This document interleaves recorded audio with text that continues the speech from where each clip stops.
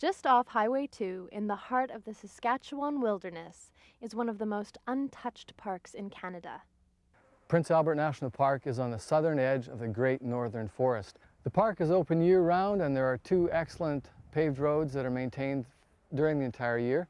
One comes up Highway number 2, and the other one is the scenic route, Highway 263. And on 263, it's a nice, slow, kind of windy road where you get a good chance to see wildlife just about at every turn. There are about 150 kilometers of trails throughout Prince Albert National Park, taking you into small lakes and along the rivers and out into some of the creeks and valleys. The trails are maintained year-round. In the winter for cross-country skiing. In the summertime, there's horseback trails, cycling trails, and of course hiking and backpacking routes too. Not to mention the popularity of the $10 canoe rentals. I'll put in here. Yeah, this looks perfect. Lugging a canoe around takes a little getting used to, but with rentals available, at least we didn't have to figure out how to strap it to the top of the coach. Perfect. Might as well put this stuff in. Which paddle do you want?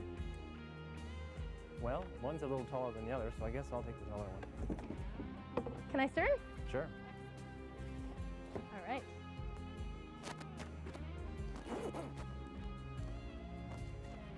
What a gorgeous day. I'll put in right here. Yeah, looks perfect.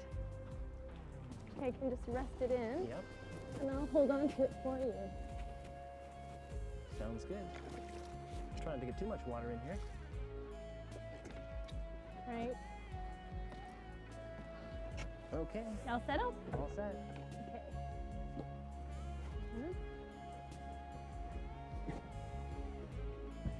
Here we go. All right.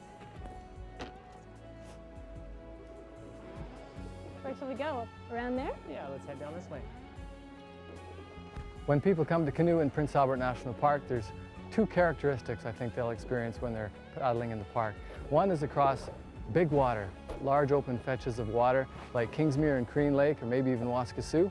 And then the other one would be along really slow, meandering little creeks that maybe lead into small lakes, very tiny little lakes with very shallow water where you'll see lots of wildlife.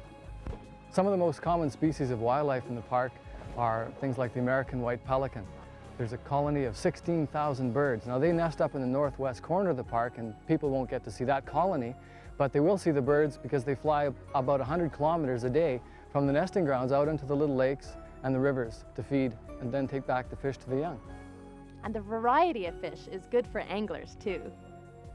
Most people think of fish and they think of the game fish like the jackfish or northern pike and the pickerel and the walleye, but there's about 23 species of fish in the park. Some have really interesting names like the fathead minnow and slimy sculpin and the Iowa darter. We're a long way from Iowa here, but it's part of the diversity of the lakes in the park.